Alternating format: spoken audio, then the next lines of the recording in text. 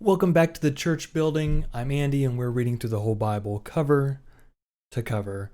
And we're starting a new book, 2nd Chronicles. Finally, we finished 1st Chronicles, and we're going to dive into the first 4 chapters of 2nd Chronicles. So here we go. Solomon, son of David, established himself in his kingdom. The Lord his God was with him and made him exceedingly great.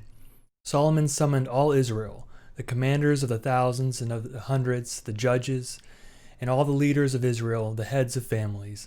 Then Solomon and the whole assembly with him went to the high place that was at Gibeon, for God's tent of meeting, which Moses the servant of the Lord had made in the wilderness, was there. But David had brought the ark of God up from Kiriath Jearim to the place that David had prepared for it, for he had pitched a tent for it in Jerusalem. Moreover, the bronze altar that Bezalel, son of Uri, son of Hur, had made, was there in front of the tabernacle of the Lord. And Solomon and the assembly inquired at it. Solomon went up there to the bronze altar before the Lord, which was at the tent of meeting, and offered 1,000 burnt offerings on it. That night God appeared to Solomon and said to him, "Ask what I should give you." Solomon said to God, "You have shown great and steadfast love to my father David, and have made me succeed as king. O Lord, let your promise to my father David now be fulfilled, for you have made me king over a people as numerous as the dust of the earth. Give me now wisdom and knowledge to go out and come in before this people, for who can rule this great people of yours?" Verse 11. God answered Solomon, "Because this was in your heart, and you have not asked for possessions, wealth, honor, or the life of those who hate you, and have not even asked for a long life, but have asked for wisdom and knowledge for yourself, that you may rule my people over whom I have made you king. Wisdom and knowledge are granted to you. I will also give you riches, possessions, and honor, such as none of the kings had who were before you, and none after you shall have the like." So Solomon came from the high place at Gibeon, from the tent of meeting, to Jerusalem, and he reigned over Israel. Solomon gathered together chariots and horses. He had 1,400 chariots and 12,000 horses, which he had stationed in the chariot cities and with the king in Jerusalem.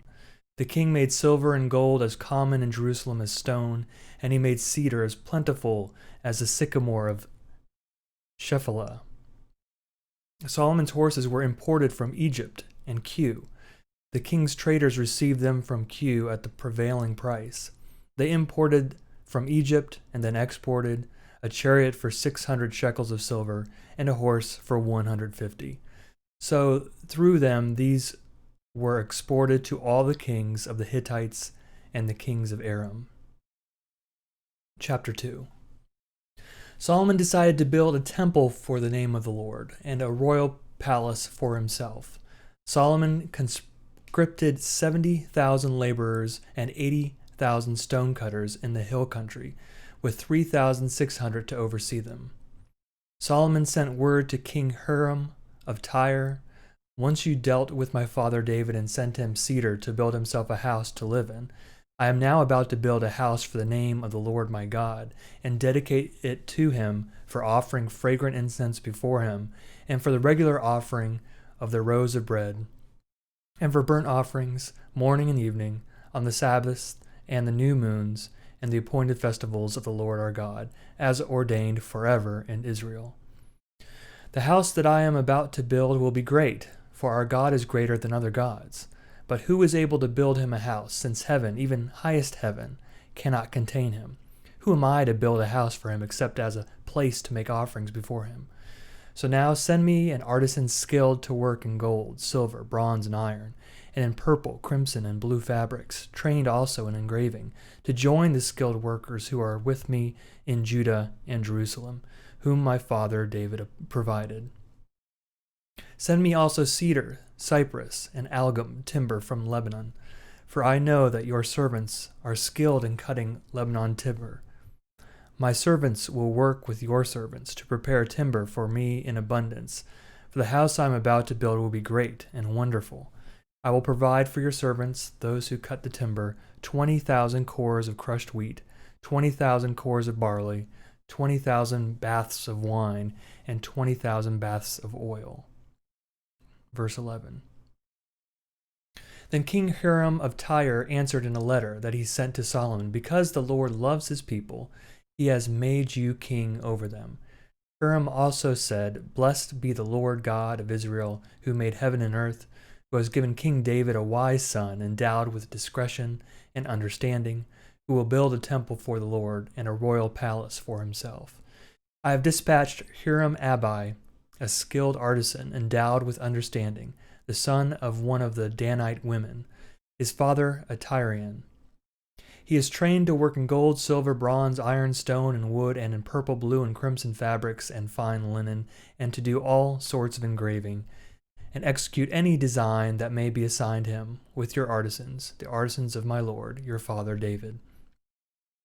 Now as for the wheat, barley, oil, and wine of which my lord has spoken, let him send them to his servants. We will cut whatever timber you need from Lebanon, and bring it to you as rafts by sea to Joppa. You will take it up to Jerusalem. Then Solomon took a census of all the aliens who were residing in the land of Israel after the census that his father David had taken. There were found to be 153,600. 70,000 of them he assigned as laborers, 80,000 as stone cutters in the hill country, and 3,600 as overseers to make the people work. Chapter 3. Solomon began to build the house of the Lord in Jerusalem on Mount Moriah, where the Lord had appeared to his father David, at the place that David had designated, on the threshing floor of Ornan the Jebusite. He began to build on the 2nd day of the 2nd month of the 4th year of his reign. These are Solomon's measurements for building the house of God. The length in cubits of the old standard was 60 cubits, and the width 20 cubits. The vestibule in front of the nave of the house was 20 cubits long, across the width of the house, and its height was 120 cubits. He overlaid it on the inside with pure gold. The nave he lined with cypress, covered it with fine gold, and made palms and chains on it. He adorned the house with settings of precious stones. The gold was gold from Parvaim. So he lined the house with gold, its beams, its thresholds, its walls, and its doors, and he carved cherubim on the walls. He made the most holy place. Its length corresponding to the width of the house was 20 cubits, and its width was 20 cubits. He overlaid it with 600 talents of fine gold. The weight of the nails was 50 shekels of gold. He overlaid the upper chambers with gold. Verse 10.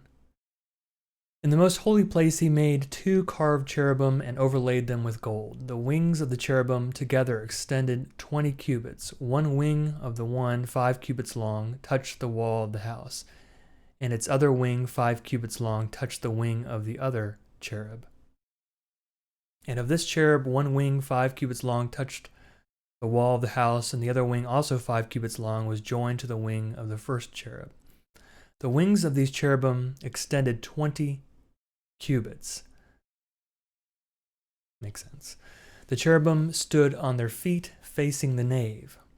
And Solomon made the curtain of blue and purple and crimson fabrics and fine linen and worked cherubim into it.